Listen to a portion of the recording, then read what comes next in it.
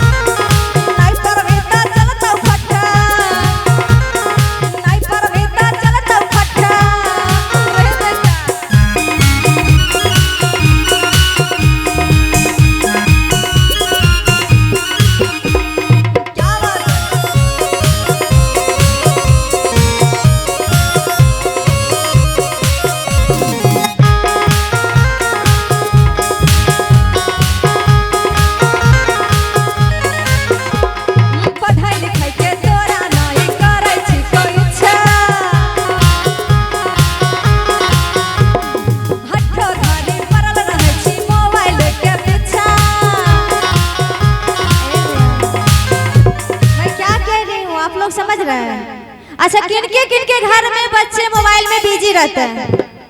किनके घर में? क्यों? अपने बच्चे को छुपाना चाहते हैं? बच्चा नहीं है, क्यों? वही मांगने के लिए बाबा से आया है। क्या बात है। और जिनके घर में देख रहे हैं ये बुरी आदत है, कृपया बच्चों को दूर रखे मोबाइल से। पढ़ाई लिखाई के तोरा नहीं करे छी